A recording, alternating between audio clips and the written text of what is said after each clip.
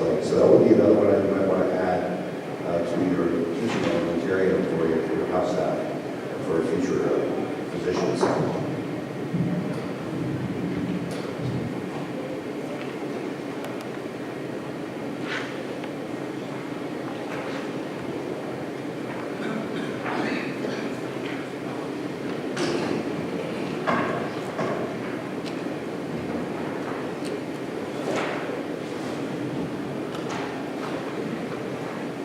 Good morning, everybody. Okay, we are already a winner because I know all of you from last night, you have a decent sleep last night, so we have a winner already. Successful sleep medicine starts with a good sleep.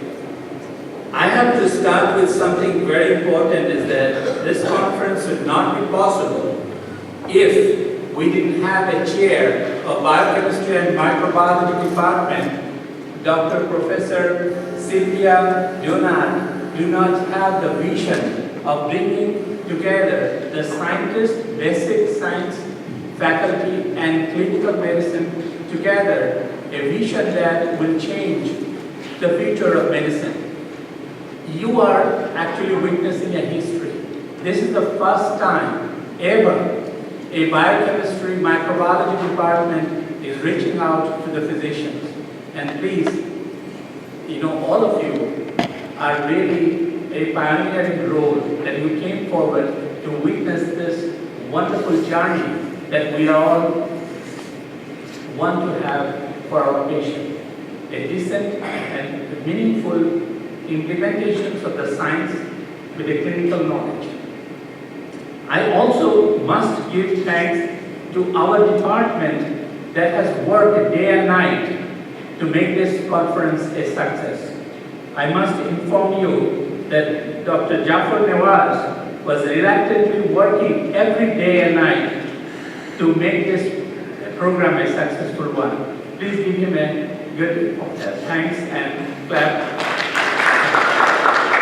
And our staff, I have to mention that she is beyond staff because she has orchestrated the whole planning and implemented every bit of the aspect of this conference. Ida Colazo, where you are. Okay, thank you very much. And the other staffs, particularly the Sebastian Rodriguez, has worked tremendously, and I thank you very much.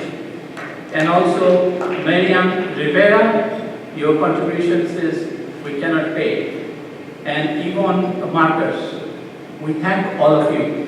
Now, I'm going to start because there is a time limit, and the next lecturer that is coming to present, he is my friend and a scholar who actually served in a multi-different role in sleep medicine.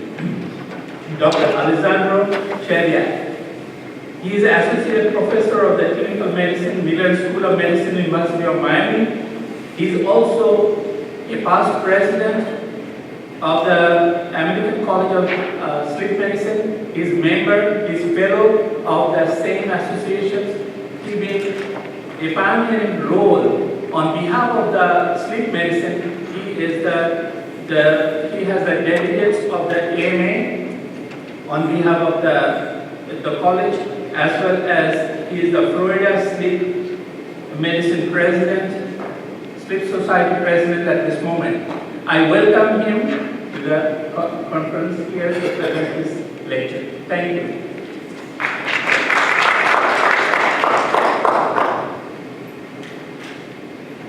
Well, thanks, Dr. Ahmed. It's great to be here. It's wonderful to be invited to talk about something that I'm very passionate about. I spend much of my life thinking about and 1/3 of my life actually doing.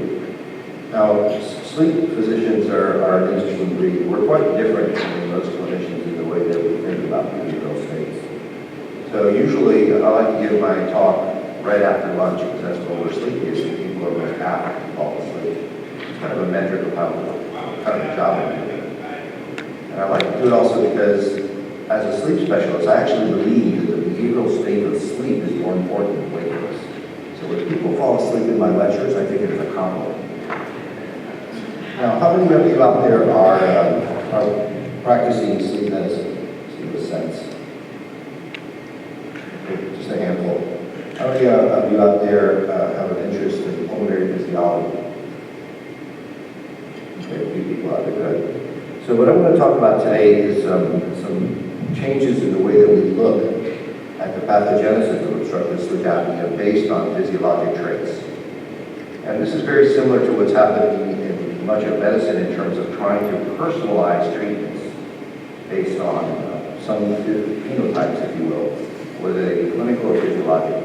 I chose to present the clinical physiologic phenotypes today because one, I was trained as a physiologist and I kind of like the field. Two, in the last couple of years, it's become possible to measure these physiologic phenotypes without necessarily having tremendous instrumentation in the sleep laboratory.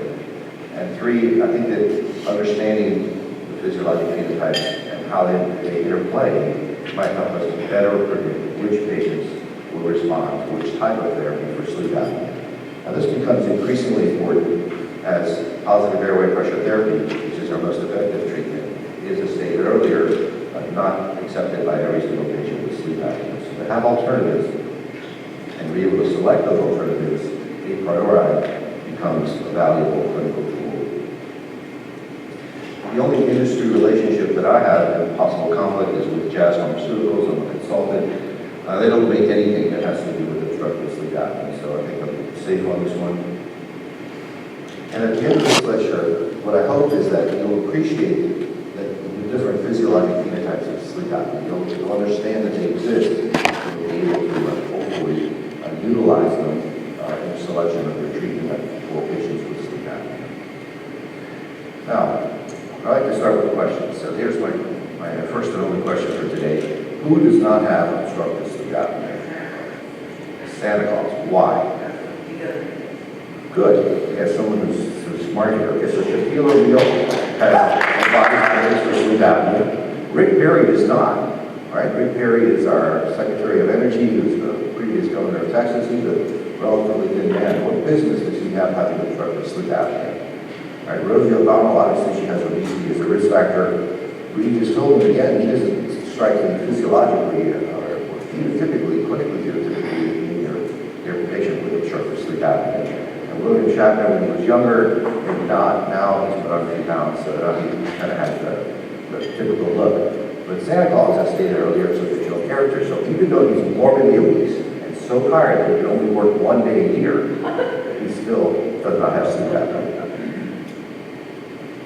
I put this up for historical purposes.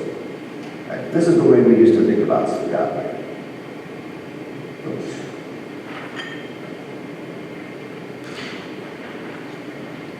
So you have some small airway with neuromuscular compensation during wakefulness. And the small airway was most often thought to be related to obesity and less often related to craniofacial structures. At sleep onset, you lose neuromuscular compensation that you have during wakefulness. That decreases the pharyngeal muscle activity, that leads to airway narrowing and collapse, which causes apnea, that causes uranium gases, which increase ventilatory effort, which leads to relative sleep, leads to pharyngeal muscle reactivation, the airway opens, you hyperventilate, you go back to sleep and circle repeats. So this is decreased, I think, was the entire picture. It all starts with a small airway and neuromuscular compensation. I'm going to show you today that that's no longer the case. And obesity is not the only reason why men and women develop obstructive sleep apnea. There are other features that have to do with respiratory control mechanisms, with arousal mechanisms that predispose to unstable breathing during sleep. And these can now be teased out in clinical polysomnography and can be used to personalize therapy.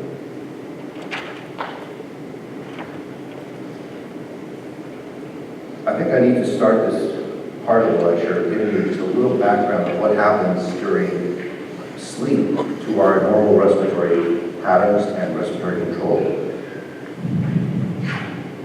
And this becomes increasingly useful as we'll go through the following slides, which are rather heavy on physiology and on waveform analysis. So here are a couple of common parameters: mean ventilation, which is the amount of air you move per minute, breath rate or frequency, tidal volume, and mean inspiratory flow, which is a surrogate marker for dry debris. So during wakefulness, in this particular example, the average ventilation was about 6.3 liters per minute. During sleep, particularly REM sleep, it drops by about 13%. So sleep is a naturally occurring respiratory depressant, if you will. We breathe slower, a little tiny bit, but mostly we breathe more shallow, with our breath volume going from about 420 milliliters down to 367 milliliters, which is an REM sleep. And this is accompanied by a decline in dry mean inspiratory flow is 17 during wakefulness, it will drop to a flow of about 15 during sleep. So the transition into sleep is associated with a natural reduction in breath amplitude, which leads to a reduction in the overall amount of gas that we move per minute, and that has some consequences on gas exchange. The drive to breathe changes that occur with sleep lead to a slight increase in resting carbon dioxide tension during sleep as compared to wakefulness, particularly during REM sleep, but also during the stage 2 sleep. And importantly, as I showed this slide, the response, the respiratory response to chemical stimuli, particularly carbon dioxide excess, is blunted during sleep as compared to during wakefulness. So not only do we breathe a little bit more shallow and our drive is less, but also our response, our chemical response to breathe, is diminished when we go to sleep. Now this is important because during sleep, respiratory control is primarily chemical and not so much cognitive delusional. So the expected alterations in gas exchange and in breathing during sleep that you would see in normal sleep transitions would be one, a reduction in minute ventilation leading to about a 3 to 6 millimeter increase in CO2 or 5 to 8 millimeter decrease in PaO2. There will be reduced hypercapnic and hypoxic responses, so chemical responses to breathing. And there's a reduction in upper airway motor tone that accompanies normal sleep, and that leads to an increase in chlorotic resistance. The latter, that last statement is important because as superchlorotic resistance decreases, then there's changes, predictable changes in flow pattern that we use to identify some of our physiologic phenotypes, as you'll see in the next few slides. This is probably the single most important slide in the entire talk we're doing today, and particularly the first point, which is obstructive sleep apnea occurs if minute ventilation is insufficient to prevent respiratory drive from reaching the arousal threshold.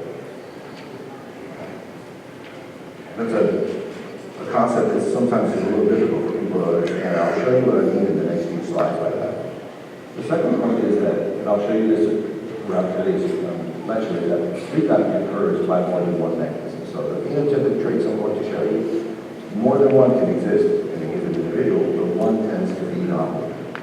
So let's talk first about this initial point. OSA occurs if ventilation is insufficient to prevent respiratory drive from reaching the arousal threshold. So here what you have is a slide where on the top part here, you're looking at mask pressure. This is a person with obstructive sleep apnea. So mask pressure is very high here, and then it's dropped down abruptly to allow the upper airway to narrow and to create partial obstruction on purpose. The second component here is what we call esophageal or epiglottic pressure. So this is a catheter that's been placed below the pharynx. So we can measure the pressure there. And this is a marker of neural outlet to breathe. Right? As the airway closes, the gases become deranged, and as the respiratory system is stimulated, the effort can be tracked by increasing oscillations, increasing negative oscillations in the airway pressure. And then finally, this is flow in the mask. So this is what we see in flow in the mask. So up here, it flows pretty nice because the positive airway pressure device is keeping the airway open. You purposely drop the pressure, you allow the airway to narrow. You start seeing right away there's a change in the amplitude of the flow, and then there's a change, in the shape of the curve, indicating that you've reached the choke point, the flow limitation. Then it becomes concave. This is what we call negative effort dependence. As effort increases,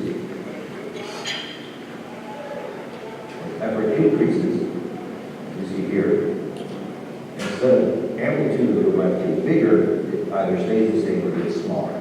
So the effort to breathe is increasing, but you can't get any more airflow because your upper airway is too low. If this continues and you don't reach the arousal threshold, you basically reach a new steady state breath amplitude. And you continue to sleep, no problem. If you reach the arousal threshold, the effort has surpassed the arousal threshold, then you have recovery breathing and you have what we call an obstructive event.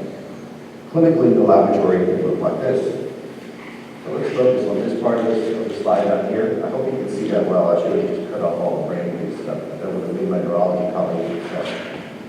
So you can see this particular part here is flow.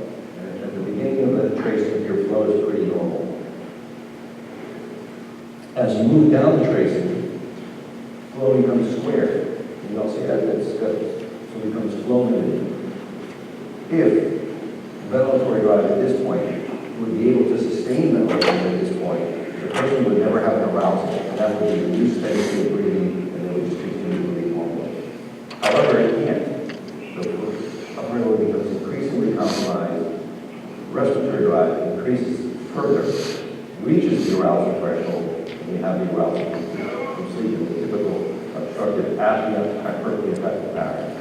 So again, but neural output to breathe is an important cause, if you will, a contributor to whether or not we will have obstructive events. Now, to measure this, some of these physiologic phenotypes initially was rather invasive.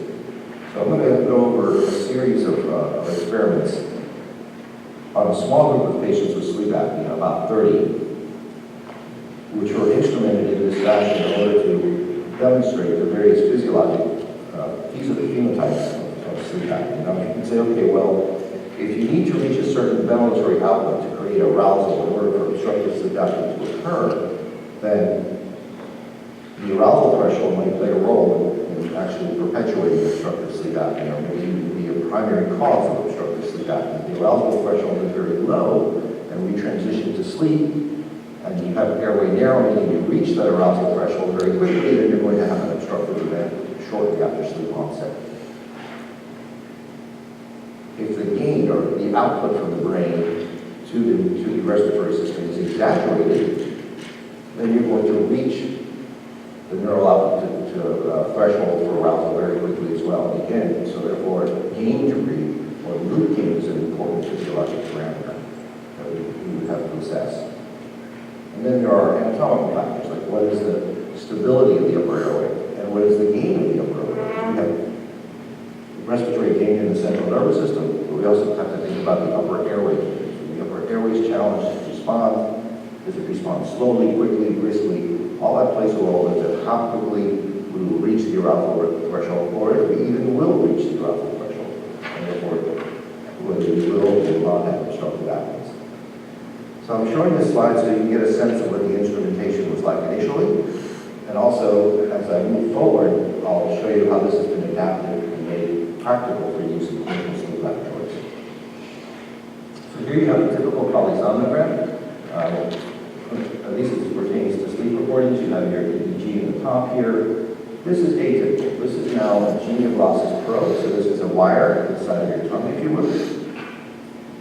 Obviously, we don't do that in clinical sleep recordings, and what you're looking at here is an average of the raw signal from the genioglossus muscle electromyogram. So as the amplitude gets bigger, there's more electrical activity going to the genioglossus muscle, indicating that there is more neural output to breathe. The upper airway muscles are being told, hey, breathe, breathe, breathe. This is mask pressure. Again, this is a patient with obstructive sleep apnea. At this pressure up here, about 10, does not have any obstructive events. The airway is open. The pressure is purposely dropped. It's something that allows the airway to narrow to then challenge the airway in the entire respiratory system. This is your epiglottic pressure, as we measured before, with increasing pressure meaning increasing neural output to breathe. And this is your flow signal in the mask. So up here, when you're at therapeutic positive airway pressure settings, flow looks beautiful. Inspiration is nice and round, there's no flow limitation, etc.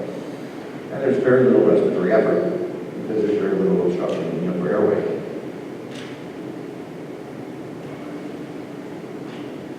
You allow allow the respiratory airway pressure to drop by decreasing the amount of CPAP. When that occurs, there's an immediate increase in effort to breathe, trying to overcome the obstruction, and there is inspiratory flow limitation. The minimum pressure that maintains minimal airway opening is defined in these experiments as the critical closing pressure of the upper airway, and that's a marker of anatomic stability. So that's one of our anatomic markers. The response to airway closure is measured by the slope of this the nadir's intraesophageal or epiglottic pressure is a measure of the speed with which the neural system detects the abnormality of breathing and responds to the abnormality of breathing with the challenge of breathing. The point at which, the nadir point at which neural output leads to arousal is considered the arousal threshold. And then for upper airway assessments, we have critical closing pressure, as I mentioned earlier, plus the slope of the increase in the G velocity EMG as a surrogate marker of how the upper airway responds to the challenge. So from this kind of experiment, we can derive factors related to anatomy, specifically the critical closing pressure and the pharyngeal dilator responsiveness. We can derive the arousal threshold, and as I'll show you later, we can derive what's called root mean, which is a metric of respiratory system instability. So in this study, patients with sleep apnea, the question was, okay, assuming that we have to reach a certain neural output to trigger arousal to then naturally have an obstructive event occur, how many of our patients is this, how many people with sleep apnea can we ascribe abnormalities in upper airway to a disorder to abnormalities of the upper airway? For example, what percentage or what number of our patients with sleep apnea have obstructive sleep apnea because they have an anatomic problem with the upper airway as opposed to maybe a problem with an arousal threshold or with pain? So what was plotted here is your peak rate, your critical closing pressure of your pharynx versus your apnea-hypopnea index, which is our marker of severity of sleep apnea. So when the apnea-hypopnea index is less than 5 in this study, that's considered normal. When it's above 5, it's considered abnormal. The higher the number, the more severe the sleep apnea. That's a general rule. And the critical closing pressure is, as defined in the previous slide, is the minimum pressure at which the airway remains minimally open. So there's flow limitation, but there's not yet an arousal of sleep. What we've learned from this particular series of patients is that in general, the critical closing pressure is more positive in patients with sleep apnea. That means it's above atmospheric pressure. It can be above atmospheric pressure. So you don't have to have a negative suction force to close the airway. It can actually close above atmospheric pressure.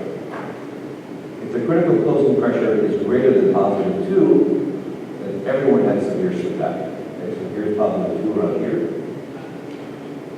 And the open circles are patients with sleep apnea, the shaded circles are patients without sleep apnea. So if you have a supraatmospheric critical closing pressure, then you're going to have severe obstructive sleep apnea. However, if your critical closing pressure was below 5, you were normal, below -5. But as you can see here, there's substantial overlap in this gray zone. So not everybody with sleep apnea has a supraatmospheric critical closing pressure. So not everyone with obstructive sleep apnea has anatomic problems with the upper airway that can explain their disease. Well, how about responsiveness of the upper airway? So we have a fixed anatomic marker, which is the critical closing pressure. How about upper airway responsiveness? Is the muscle responsiveness the reason why maybe some of these patients have sleep apnea? Well, it turns out that only about 1/3 of OSA patients had low upper airway responsiveness compared to control. So again, that does not explain all of the cases of obstructive sleep apnea in this sample. Other things were causing sleep apnea besides anatomic factors such as upper airway size and also upper airway responsiveness. Well, how about arousal threshold? You mentioned that we have to, if the ventilatory drive does not reach the arousal threshold, apnea does not occur. So therefore, it follows that if arousal threshold is low, and you reach it sooner, you might have instability of breathing with hyperpnea, hypopnea, and therefore an obstructive sleep apnea pattern. Well, in this same patient population, let me just go back a little bit to the physiology of arousal from upper airway occlusion.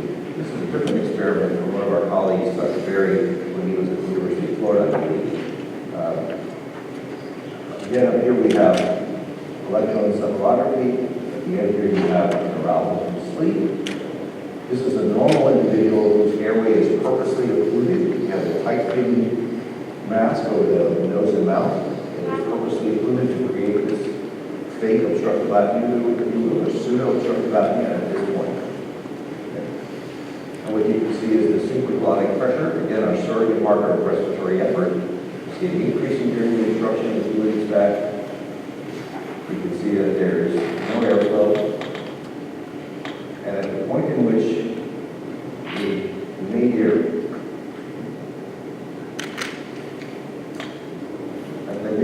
of the intraesophageal pressure that leads to arousal, that's considered the arousal threshold. So that's the pressure at which arousal occurs.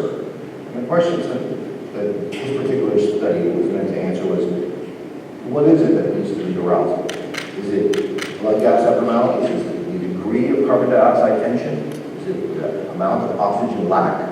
Or is it something to do with upper airway resistance that accompanies sleep? What is it that causes this arousal from sleep? Here's what we learned. The arousal from sleep is really determined by the neural output. The amount of stimulus that leads to the neural output that reaches that arousal. And it can be assessed by the esophageal pressure nadir. So what I've shown you here is just one patient looking at his baseline status and then increasing amounts of respiratory stimulation. And I've arbitrarily labeled the respiratory stimulation as 1 through 6 before the arousal from sleep. This individual was instrumented and was challenged with resistive loading, or he was challenged with eucapnic hypoxia, or he was challenged with normoxic hypercapnia of progressive degrees. So these numbers represent increasing amounts by resistive loading, hypoxia, or hypercapnia until reaching the arousal threshold. And the arousal was measured based on the esophageal pressure in the ear. As you can see, the arousal was reached at the same esophageal pressure in the ear, regardless of how you stimulate the respiratory system. So it's not how low your oxygen level gets. It's not how high your carbon dioxide gets. It's not how much your airway narrows that creates the arousal. It's how those things affect neural output degree that creates the arousal from sleep, and therefore can perpetuate unstable breathing during sleep. And that's an important concept as it explains a number of things that differentiate central from obstructive sleep apnea, which we won't go into today. So if arousal mechanisms are the reason why maybe some of the obstructive sleep apnea patients develop the syndrome, then going back to our patient population, how many of those 30 or some odd patients that were studied have a phenotype where arousal thresholds are low? And what we learned is that in general, arousal threshold in patients with sleep apnea is increased, and that most patients who were treated had a persistent increase in arousal threshold. But more than one-third of the patients treated with CPAP had low arousal thresholds. So there is about a third of the patients who have low arousal thresholds, even though they've had their sleep apnea treated. And the reason why that is important is because we know that untreated sleep apnea changes arousal threshold. So you can take some patients with sleep apnea, treat them effectively, and you can still demonstrate a low arousal threshold phenotype. And those patients will have sleep apnea based on this derangement in arousal physiology.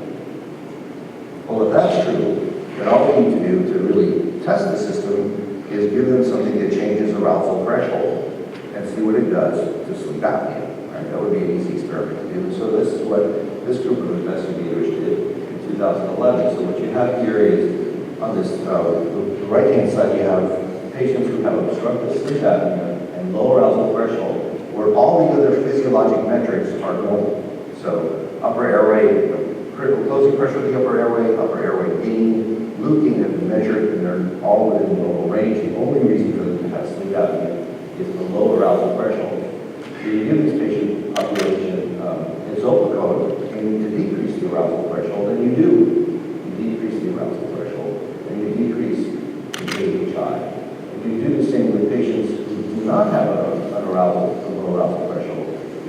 with sleep apnea a little worse, or no major change. If you look at it as a mean. So in patients with low arousal threshold phenotypes, changing the arousal threshold by a sedative, such as sulfocone, can provide some clinical benefit. And the experiment serves to show that there is a relationship between the low arousal threshold phenotype and the presence of obstructive sleep apnea. And then finally, there is loop gain. Loop gain is, simply put, mathematically, ventilatory response divided by ventilatory disturbance. Going back to the diagrams I've shown you before, where a patient with sleep apnea is being treated with positive airway pressure therapy to allow a massive drop in pressure to achieve airway narrowing, and then at some point in the reopening the airway, you look at how things change. So here you have mass pressure, here you have flow, and here you have ventilation. Now, to obtain this kind of data for this particular experiment, again requires a tight-fitting nasal oral mask connected to a needle tachograph, had to be able to take the derivative of the flow signal to create volume, kind of be able to measure the breath rate accurately so you can get ventilation from volume times respiratory rate. This is not a simple, trivial thing to do in sleep apnea. So what you're looking at here is that when you challenge the airway by allowing the mass pressure to drop to the point of airway narrowing, you get an immediate reduction in flow, as you can see here, and an immediate reduction in ventilation. Now, this is sensed by the upper airway. The upper airway fights back and tries to open. That's why you see this increasing flow here and this increasing ventilation. But it's insufficient to maintain normal ventilation. And so the ventilation drops back down, and you get this steady state disturbance, if you will.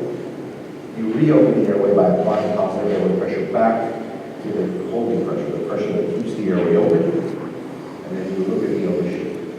So what you have now is you have a disturbance, and you have a response. So the relationship between the response to the disturbance is the loop gain.